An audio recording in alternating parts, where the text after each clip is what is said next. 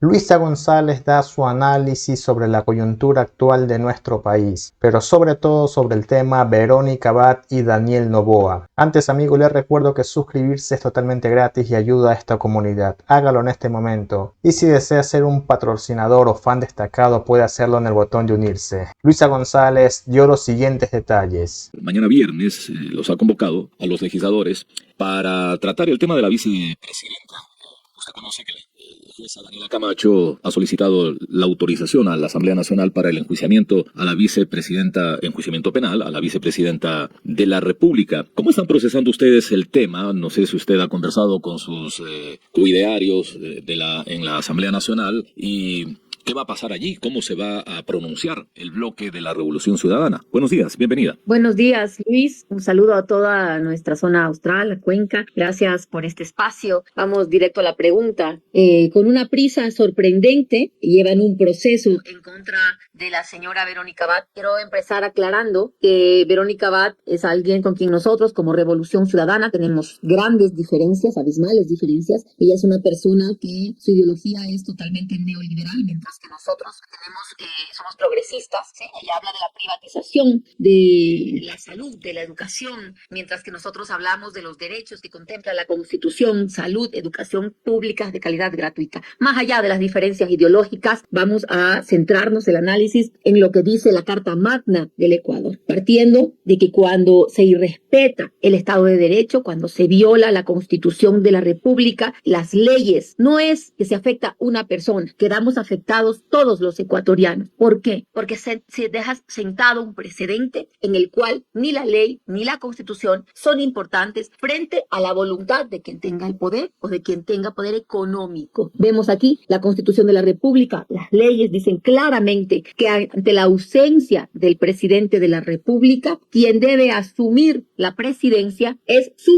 vicepresidente. Así es como lo contempla la Constitución de la República. Lo siguiente, desde el inicio del gobierno de Daniel Noboa, él mostró ese rechazo hacia una mujer que es su vicepresidenta, ¿sí? Y la envía a una zona de guerra, a un conflicto internacional que ha durado décadas, que es Palestina-Israel. ¿Para qué? Para que obtenga la paz. Paz que no ha podido obtener Estados Unidos, Naciones Unidas, pero la envía a ella, a que tiene que obtener la paz de esos dos países. Está clarísimo que lo que buscaba era deshacerse de Verónica Abad. Ahora, cuando él sabe que va a ir a una reelección y que por constitución le corresponde a ella asumir la presidencia de la República, cuando él esté en licencia, lo primero que ocurre aquí es que se detiene a su hijo.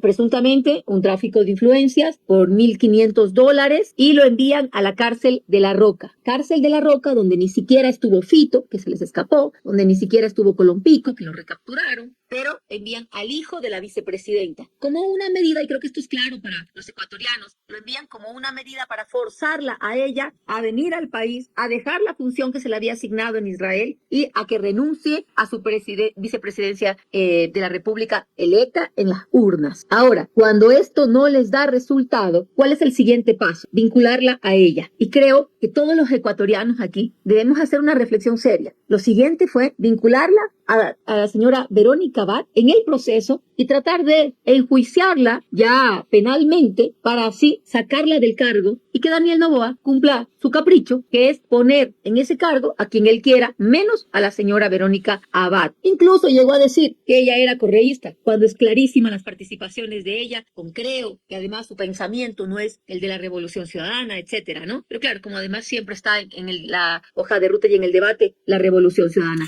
Creo que es un juego macabro. A propósito de esto, permítame la interrupción y la digresión también. ¿Es cierto aquello de que, no sé, en algún momento parece que lo dijo, lo señaló a través de sus redes sociales el expresidente Correa, que Daniel Noboa le pidió en algún momento a su organización RC5 ser candidato por este Así movimiento? ¿Eso es verdad? Pues, ¿Es así? sí, señor, eso es correcto, es verdad. Mientras que Verónica Abad jamás ha pertenecido a nuestras filas, sino que trabajó y fue militante de Creo, el señor Daniel Noboa sí quiso pertenecer a nuestro movimiento político. Él quiso ser candidato a la presidencia de la República por la Revolución Ciudadana. Así que la verdad es esa. Yo quiero recalcar, aquí yo veo un juego macabro en contra de una mujer. Y mire, no es juego macabro entre quiénes, porque usted, sugirió de que el trámite se lo está moviendo extrañamente o curiosamente demasiado rápido, con mucha agilidad. Así es. Mire, precisemos eso. Luis, es un juego macabro del presidente Daniel Noboa para quitar del camino a la vicepresidenta que él mismo eligió, porque a él nadie le ha impuesto una vicepresidenta de la República. Él eligió a su vicepresidenta. Sí, pero el juego es entre quién. Yo quiero insistir en esto. Es un juego macabro entre quiénes. Para jugar se necesitan varios. El señor Noboa, creo que está clarísimo, lo vengo diciendo, es del señor Daniel Noboa, junto con la Fiscalía General del Estado, la señora fiscal, en contra de la señora Verónica Abad. ¿Por qué? Fíjense, la Fiscalía General del Estado. Desde febrero está detenido por la Interpol en Argentina el señor Hernán Luque Lecaro. Pieza clave, testigo clave para el caso del vínculo de la mafia albanesa con Guillermo Lasso, ¿no?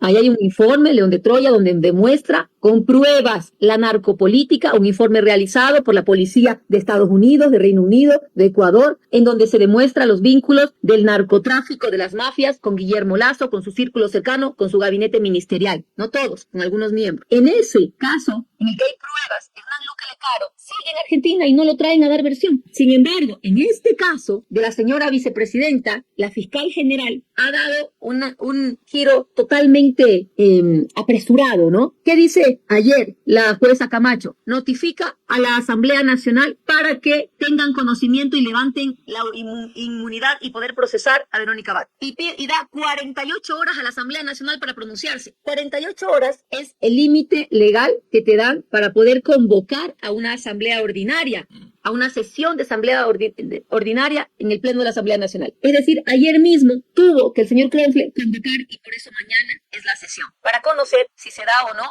el levantamiento de la inmunidad y procesan a la señora Verónica Abad. Para lo cual se requieren 92 votos. Y la pregunta inicial y puntualmente era esa.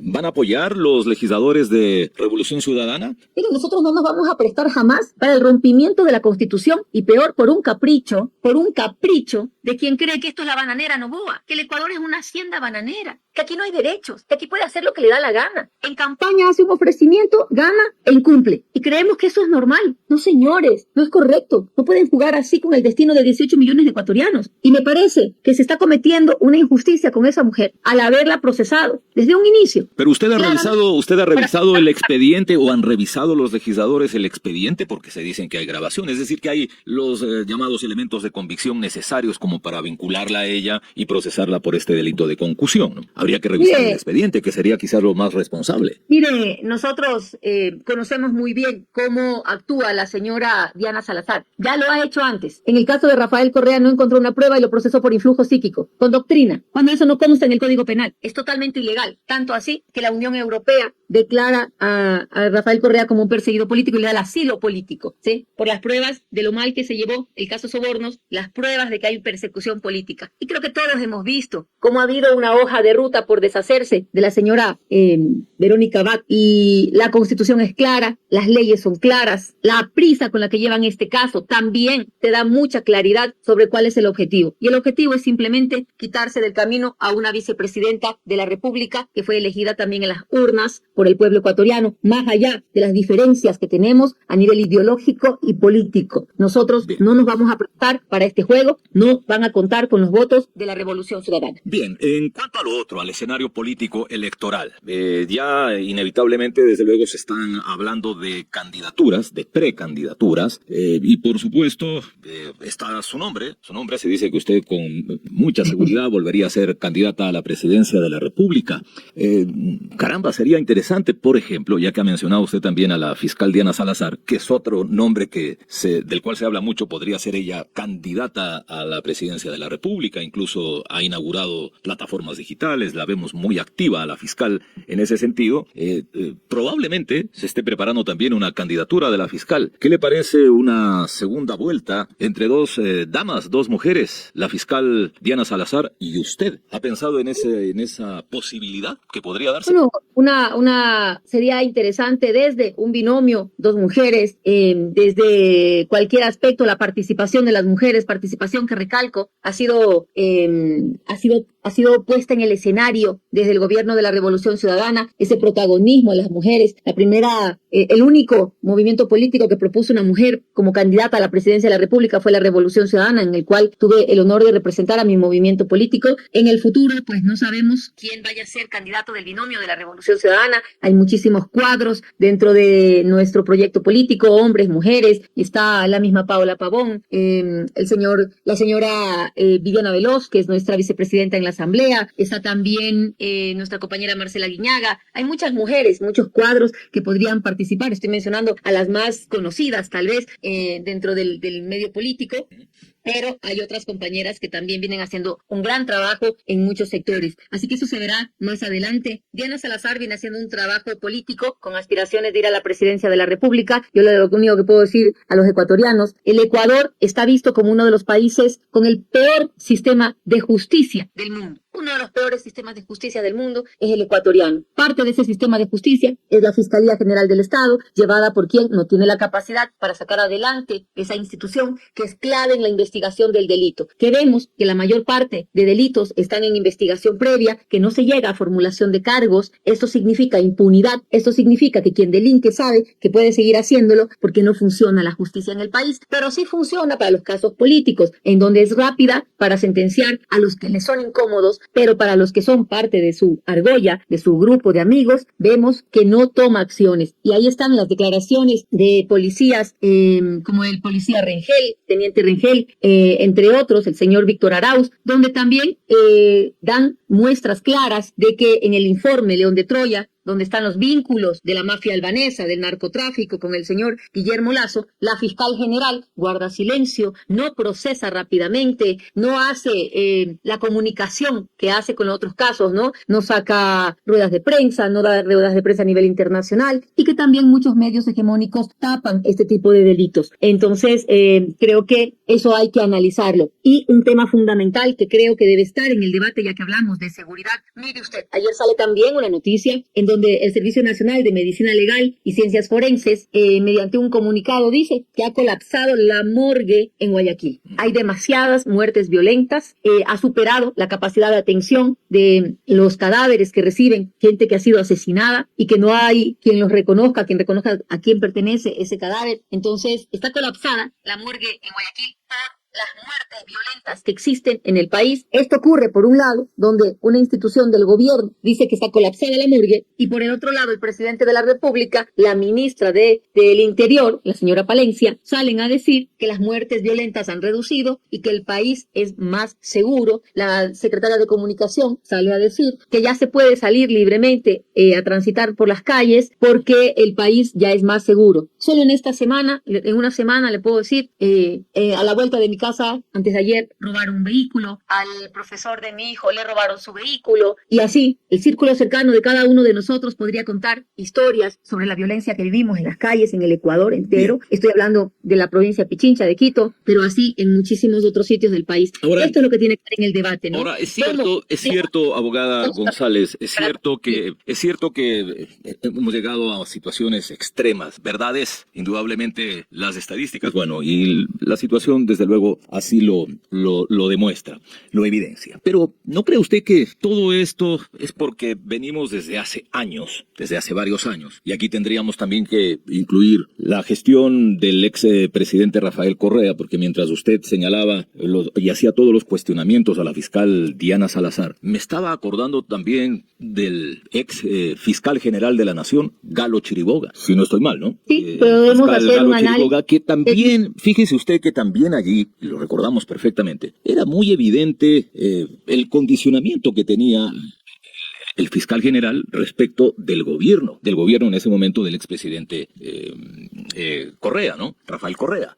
Es decir, hay un problema ha habido desde hace, y arrastramos desde hace varias décadas, diría yo, un problema estructural respecto de la administración de justicia y del accionar de la Fiscalía General del Estado, que ha estado de alguna manera condicionada, sometida al Ejecutivo. Ocurrió durante el gobierno del presidente Correa y, si usted como lo ha señalado, de pronto también viene ocurriendo esto ya desde que la fiscal Diana Salazar fue elegida fiscal general. Ese problema que no lo hemos podido resolver, durante tantos años, nos trae estas consecuencias actuales. ¿Cuál es allí su apreciación? Por favor, sí, le escucho.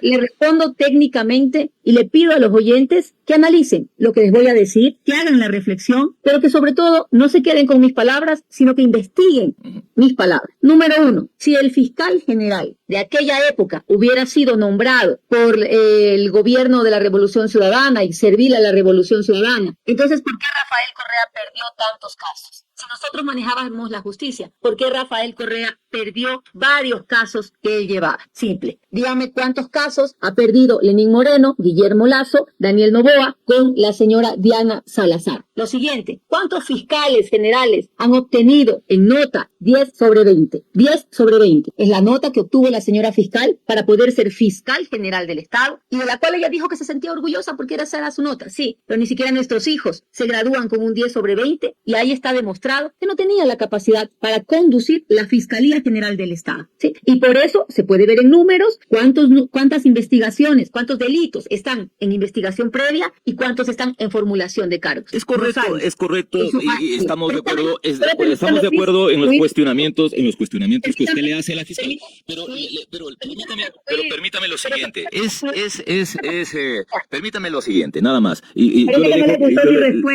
No, le estamos escuchando, pero así como usted hace esos cuestionamientos, ¿cierto? Que los hemos escuchado, permítame lo siguiente. ¿A usted le parece que es correcto que un ex ministro, en este caso, un ministro de Estado de un gobierno, porque Galo Chiriboga fue ministro del gobierno del expresidente Correa, se convierta en fiscal general? ¿Podemos hablar allí de real independencia, ciertamente? Luis, si usted concursa y gana un concurso, y usted no puede limitar la participación, porque consta así en el Pacto de San José de los Derechos Humanos, la participación política, si gana, gana, y si no, no gana nomás. Pero ¿cuál fue el centro de esto? A ver, queridos ecuatorianos, azuayos y todos los que nos están viendo por los medios de comunicación, ¿de dónde nace la pregunta de Luis? Nace de que yo mencioné que la morgue está saturada porque el Estado te está diciendo que el país es un país seguro, que puede salir a las calles y que se han reducido las muertes violentas, pero que una institución del mismo gobierno y Estado dice que debido al aumento de la violencia y la delincuencia y las muertes violentas, asesinatos, la morgue en Guayaquil está saturada y ya no puede dar atención. Esto es técnico, queridos ecuatorianos. Cuando nosotros dejamos el gobierno, había 5 muertes violentas, 5 por cada 100.000 habitantes. Hoy hay más de 44 muertes violentas por cada 100.000 habitantes. Así que no me pueden decir que esto viene desde el gobierno de la Revolución Ciudadana, porque nosotros dejamos a Ecuador siendo el segundo país más seguro de Latinoamérica, apresamos a los cabecillas de las bandas delictivas, a Fito, a Rasquiña, y a ellos nos dejaron en libertad y se les fugaron en el gobierno de Lenín Moreno, de Guillermo Lazo y en el de Daniel Noboa, en el que se ha fugado Fito. Es decir, los líderes de las bandas delictivas los capturamos nosotros, pacificamos el país. Ecuador era un destino turístico, hoy día nadie quiere venir acá. Las muertes violentas eran 5 por cada 100.000 habitantes. Jamás hubo lo que estamos viendo aquí y que ustedes sienten en las calles, las extorsiones, las vacunas, las carreteras que ahora son peligrosas, que ya no podemos salir a ciertas horas. Eso no pasaba en el gobierno de la Revolución Ciudadana. Mi querido Cuenca fue un destino para jubilados, porque era una ciudad segura, más allá de la belleza de Cuenca, que es una ciudad hermosísima, una de las más lindas de este país. Esto nunca lo vivimos. Así que cuando a mí me dicen, esto tal vez viene desde el gobierno de la Revolución Ciudadana, señores, no hablemos por hablar. Somos personas inteligentes, capaces de razonar, de investigar, de buscar cifras y números. En el gobierno del señor Lenín Moreno, cuando el señor Sonnenhösler era vicepresidente de la República y le encargaron varios ministerios, le quitaron $3.000 millones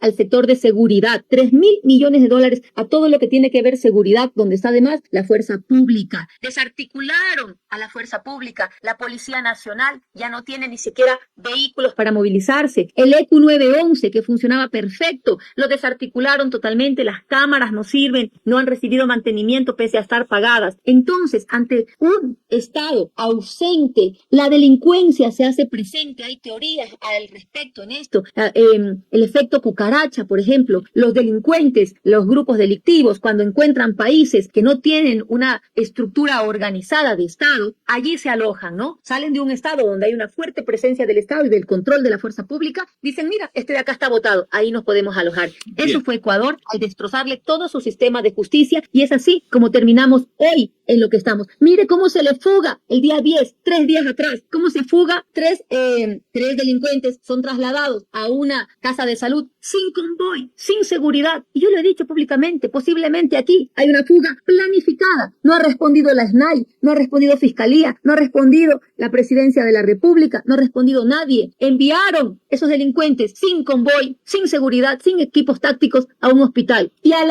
la guardia que la envían custodiándole, le envían con un chaleco caducado, cruza la bala y la señora está con peligro de morir. La guía penitenciaria, eso es lo que ha ocurrido. ¿Quién dio las órdenes de movilizar de esa forma a los reclusos? Queridos ecuatorianos, aquí no se trata de pasiones, de izquierda o de derecha, se trata que con razonamiento lógico investiguemos y veamos cómo fue que nos destrozaron la patria. Bien, a propósito de teorías y de hipótesis que usted ha mencionado, una de ellas, obviamente manejada desde la oposición política, hay que aclararlo, es que si había tranquilidad o hubo tranquilidad durante el gobierno de la Revolución Ciudadana respecto al accionar de todas estas bandas delictivas, es porque se negoció con ellas. Que hubo negociación con estas bandas desde el gobierno para evitar precisamente su accionar y que se les permitió de alguna manera, realizar su trabajo sucio, y que por eso es que el Ecuador durante el gobierno de la Revolución Ciudadana o los gobiernos de la Revolución Ciudadana tuvo tranquilidad en ese aspecto. Insisto, es una de las teorías que se maneja y también debo aclararlo desde la oposición. Así es, excelente pregunta, Luis, y aquí también llamo a la reflexión a los ecuatorianos y les pido investigar sin pasiones por el bien de la patria y con sentimiento de patria. Dicen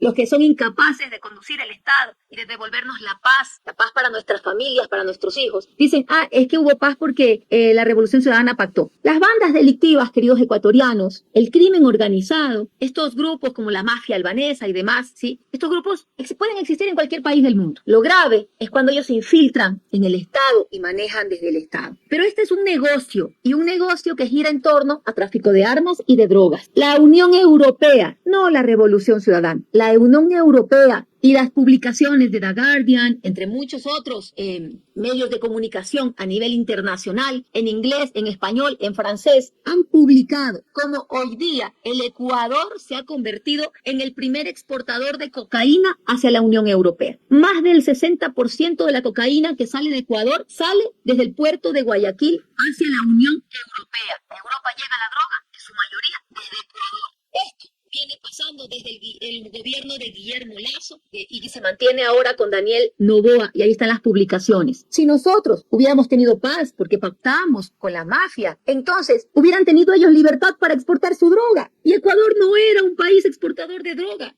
Ecuador se convierte en un país exportador de droga en los últimos gobiernos neoliberales, incluido este gobierno, en donde se mantienen los niveles altos de exportación de droga, donde deberían estar militarizados los puertos, los escáneres deben estar funcionando, revisar las cuotas de exportación de banano, porque están saliendo en los contenedores de banano la droga que llega a la Unión Europea. Revisen los medios de comunicación. Entonces, por simple lógica, si los grupos delictivos hubieran hecho un pacto con la Revolución Ciudadana, ¿para qué lo hacen? ¿Para dejar sus actividades? No, señores, lo hubieran hecho para poder hacer sus actividades libremente, ¿verdad? ¿Qué actividades son las que tienen ellos? Drogas y armas. Y jamás el Ecuador fue un exportador de droga, como lo es hoy día y como lo fue con el gobierno de Guillermo Lasso. Los números no mienten, queridos ecuatorianos. Revisen las redes, y aquellos que son incapaces de controlar el país y de darnos paz, empleo, salud, educación a los ecuatorianos, se basan en esto. Correcto. Bueno, se nos ha terminado el tiempo, abogada. Sabemos también que usted tiene otros compromisos con medios de comunicación. Ojalá más adelante. Ya me están llamando de la otra entrevista. Se fija. Así que, bueno, habían otros temas importantes para abordarlos, pero será en otra oportunidad. Le agradecemos mucho, muy gentil. Gracias por estar esta mañana con nosotros. Claro. Muy amable. Muchas gracias Luis. Y yo sí llamo a los ecuatorianos a reflexionar sin pasiones. Un abrazo. Buenos días. La abogada Luisa González Alcíbar. Todo parece indicar que Noboa no va a tener el apoyo de la Asamblea Nacional para sacar a la vicepresidenta Verónica Abad, pero esto se tiene que ver el día de hoy. Así que si no se quiere perder lo que va a pasar el día de hoy con la jueza Camacho en la Asamblea Nacional ante este pedido, suscríbase al canal y active la campana de notificaciones. Y amigos, nos vemos en un siguiente video.